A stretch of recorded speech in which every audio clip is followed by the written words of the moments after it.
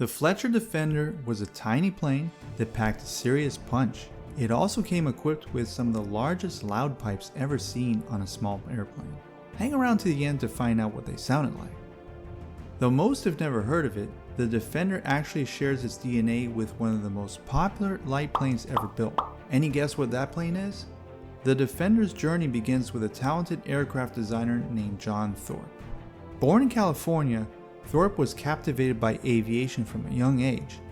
He pursued his passion through his education and eventually became a professor at the Boeing School of Aeronautics.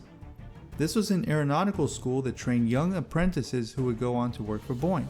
Thorpe was highly dedicated and gained invaluable experience working on the production line of the Boeing 247. While Boeing's future was in commercial and military aircraft, it was the small planes that got Thorpe's wheels turning. As part of a school project, he developed a line of small trainers, culminating in the elegant Thorpe T5. Thorpe went on to work for Lockheed, where he was part of the design team that eventually built the Neptune, a large maritime patrol aircraft. When we think of Lockheed, we think of cutting-edge military aircraft like the P-38, Constellation, and the Little Dipper. Little what? The Little Dipper was a pint-sized airplane that was so tiny that the pilot practically had to wear it. Thorpe envisioned the Little Dipper as a motorcycle of the sky, a mass-produced plane that was easy to build and fly. These tiny aircraft could fly undetected beyond enemy lines and bring troops closer to the action. To demonstrate its capabilities, the Little Dipper even landed and took off within the Pentagon's courtyard. Thorpe presented the Little Dipper to the Army, and they seemed genuinely intrigued. Unfortunately, Thorpe's timing was not great, as the Army's aviation wing was disbanded, and all combat aircraft would be handled solely by the Air Force and Navy. Thorpe hoped the Little Dipper could be marketed to civilians, but at that point, Lockheed was no longer interested in light airplanes, and the design was shelved. Thorpe then tried to market another civilian design, the Sky Scooter. This was a low-powered two-seater, simple to build and easy to fly. Despite its potential, the Sky Scooter also failed to sell, and the design was also put on hold. However, this setback wouldn't stop Thorpe, and the Sky Scooter would eventually evolve into one of the best-selling light aircraft in the world. For his next venture, Thorpe then partnered up with Fletcher Aviation. They had a few aircraft designs under their belt, but their main bread and butter was building drop tanks for aircraft. Their first design with Thorpe was called the Fletcher FL-23.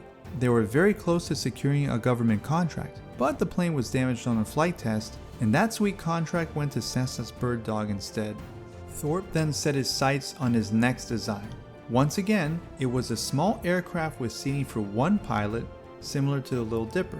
Unlike the Little Dipper, which could barely carry little more than its pilot, this new aircraft was armed to the teeth. In an era where you had a fully loaded attack aircraft like the Douglas Skyraider, why would you want a tiny airplane instead? In the Korean War, a common tactic was to use a small aircraft such as the Cessna Bird Dog to mark the location where ground attack was needed. Then aircraft such as the Skyraider or Corsair would be deployed from different bases to conduct the ground attacks and support the troops on the ground. Thorpe felt this tactic wasted precious time, so his solution was to deploy tiny ground attack aircraft from close behind enemy lines where they could provide ground support in much quicker time than larger aircraft. In addition, these planes could be mass-produced, where battles could be won by sheer volume and numbers. For the new design, Thorpe used the Sky Scooter as a foundation, and in only 5 months, the Fletcher FD-25 Defender was born. The Defender borrowed heavily from the Sky Scooter's lines, but that's where the similarities end. The Sky Scooter was powered by a simple 65 horsepower engine, but the Defender was powered by a flat 6 with 225 horsepower. This was the same engine that powered the 4-seat Beech Bonanza and Ryan Navion. The power-to-weight ratio for this small plane was staggering, and so was performance. For a plane so small, it featured enormous 30-foot wide wings that somewhat resembled the inverted gull wing from the Corsair. It's no wonder why they were so big. After all, they could carry up to 1,000 pounds in ordnance.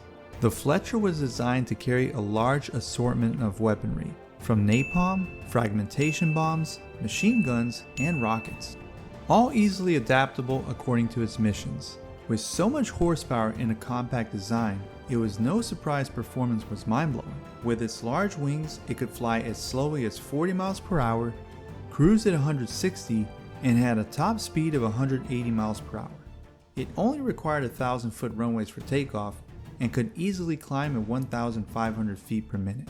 One curious feature that stood out were its huge exhaust pipes that looked like trombones flanking the pilot on each side.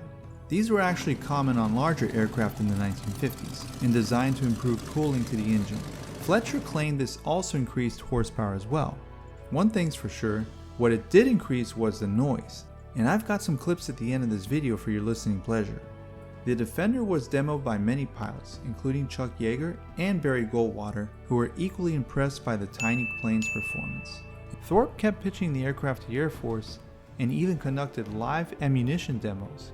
In one such demo, a Defender toasted a Sherman take with some napalm in front of government officials.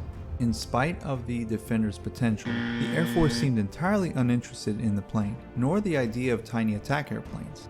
Thorpe pitched his plane to the Army one last time, in hopes they could push his request up the ranks of Congress, but that didn't help either.